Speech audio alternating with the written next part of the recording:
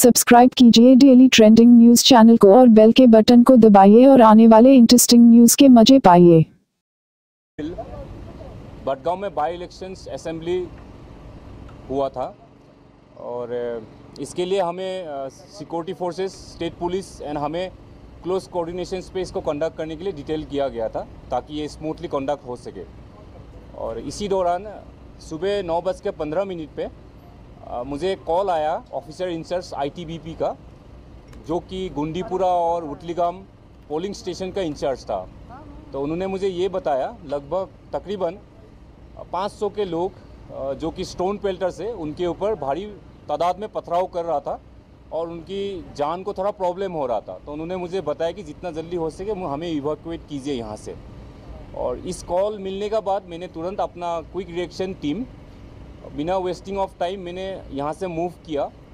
और जब मैं मूव कर रहा था गुंडीपुर की तरफ तो इस दौरान मुझे बहुत सारे रोड ब्लॉक्स एनकाउंटर करना पड़ा बीच में, जो मैंने क्लियर करते हुए आगे की तरफ बढ़ा। और तकरीबन आधे घंटे में मैं गुंडीपुरा पोलिंग स्टेशन पहुंचा। तो वहां पे मैंने देखा हालत काफ़ी ख़राब था और तकरीबन 400 से 500 लोग पथराव कर रहे थे, जो कि हमारे ऊपर भी पथराव हो रहा था। तो मैंने किसी तरह हालत को काबू किया।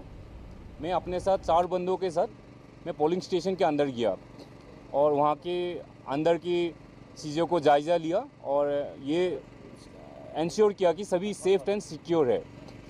और इसी दौरान गुंडीपुरा में मुझे तकरीबन 10:30 के आसपास अगेन सेम ITBP ऑफिसर जो कि उटलीगाम पोलिंग बूथ पे था, उनसे एक मुझे डिस्ट्रेस कॉल मिला और मुझे उन्होंने बताया तकरीबन 1200 लोग जो उनको घेर चुका है और उनके पोलिंग बूथ को जलाने का कोशिश कर रहा है पेट्रोल बम फेंक के। तो फिर मैंने बिना कुछ सोचे समझे, बिना टाइम वेस्ट करते हुए मैं आगे की तरफ बढ़ा, जो कि उटलीगाम तकरीबन गुंडीपुरा से 1.5 किलोमीटर के डिस्टेंस पे है। और इसी दौरान मुझे दोबारा रोड एंड ब्लॉक्स मिला, जो कि मैंने खोलते हुए आगे की तरफ बढ़ा। और जैसे ही मैं उटलीगाम पहुंचा उसी दौरान जो ये भीड़ था ये हमारी तरफ भी मुड़ गया और हमें बुरी तरह से घेर लिया, जो कि लगभग 1200 लोग थे। और हम गाड़ी के बाहर गाड़ी से बाहर हम निकाल नहीं पा रहे थे। तो मैं लगातार अनाउंसमेंट कर रहा था, मैं अपने मेगाफोन से उनको बता रहा था कि हम सिर्फ polling booth staff, civil staff, वहाँ के सिक्योरिटीज़ को हम बचाने के लिए, रेस्क्यू करने के लिए आए हैं, तो हमें वहाँ तक जाने दीजिए। तो बाद मेरा लगातार मेगाफोन से अनाउंसमेंट करने का बाद भी भीड़ हट नहीं रहा था। तो इसी दौरान दिल में एक बार ख्याल आया कि मैं यहाँ से निकल चलूँ, बट मैं ड्यूटी बाउंडेड आदमी हूँ, तो मुझे अपने सबॉर्डिनेट्स के बारे में भी सोचना पड़ा, क्योंकि वो मुझे काफ़ी बार कॉल कर चुके हैं और ये बता रहा था कि उनकी जान को बहुत ही खतरा हो रहा है। तो बिना सोचे समझे मैंने सामने देखा है 30-40 मीटर पे एक बंदा खड़ा था और जो पूरा भीड़ को इंस्टिगेट कर रहा था और वो ऊपर से एंटी इंडियन स्लोगन्स भी बोल रहा था। तो हमने और मेरे पार्टी को मैंने आदेश दिया कि इसी बंदे को पकड़ लेते, जो कि एक रिंग लीडर होने का अंदाज़ा है।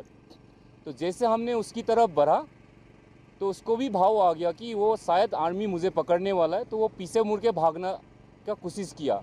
तो इसी दौरान वहाँ पे एक मोटरसाइकिल वाले के पीछे में वो बैठ गया और मोटरसाइकिल वाले के साथ भागना शुरू किया। डिस्पाइट हमें बहुत सारे पथराव का सामना करना पड़ा, जिसमें मुझे और मेरे बंदों को भी चोट लगा, बट फिर भी हमने उस बंदे को पकड़ा, तो जिसका नाम फारूक अहमद डार था, जो कि चिल का रहने वाला था। और ये इंसिडेंस उटलीगाम में हुआ था, जो कि लगभग 20 किलोमीटर का डिस्टेंस है ये।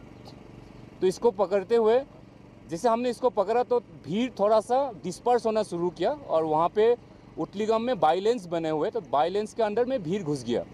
तो इसी दौरान हमने उसको पकड़ के पैदल आगे की तरफ बढ़ा, जो कि उटलीगाम पोलिंग स्टेशन की तरफ। तो वहाँ पे मुझे एक ITBP का माइन प्रोटेक्टेड व्हीकल मिला, उनके सहारे हम आगे की तरफ बढ़े और पोलिंग स्टेशन पहुँचे। वहाँ पे मैंने लगभग 4 सिविल स्टाफ, एक पुलिस कांस्टेबल JKP का और 60 ITBP को बचाया और उनको मैंने वहाँ से सुरक्षित निकाल के लाया और माइन प्रोटेक्टेड व्हीकल तक लेके आया। फिर वहाँ से हम पैदल चलना शुरू किया। इसी दौरान मेरा माइन प्रोटेक्टेड व्हीकल कीचड़ में फंस चुका था, तो ये देखते हुए हालात और भी बिगड़ चुका था।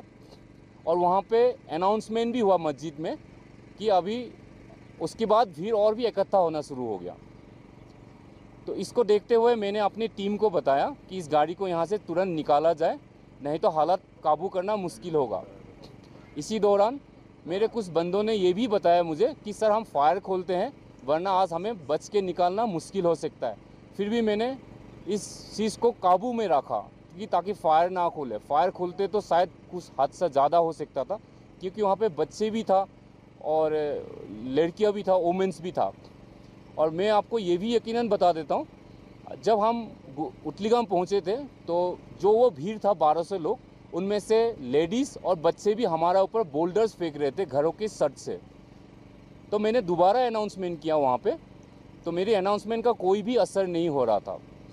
तो इसी दौरान मेरा दिमाग पे ये ख्याल आया कि इसको मैं बांध देता हूँ गाड़ी में, ताकि शायद भीड़ हट सके। तो मैंने अपने ट्रूप्स को बताया कि इसको आगे में बैठा के बांध दो, ताकि हम यहाँ पे निकालने का शायद रास्ता मिल सके। तो इसी दौरान जैसे हमने उसको बैठाया तो भीड़ थोड़ा डिस्पर्स होना शुरू हो गया और सडनली रुक गया पत्थर फेंकना। तो इसी दौरान हमें एक दरवाज़ा मिला जहाँ से हम सेफली निकाल सकें। तो तुरंत मैंने अपने ट्रूप्सों को आदेश दिया कि आप लोग गाड़ी में बैठिए और यहाँ से निकालने का कोशिश कीजिए। तो हम धीरे धीरे वहाँ से निकालने का कोशिश किया।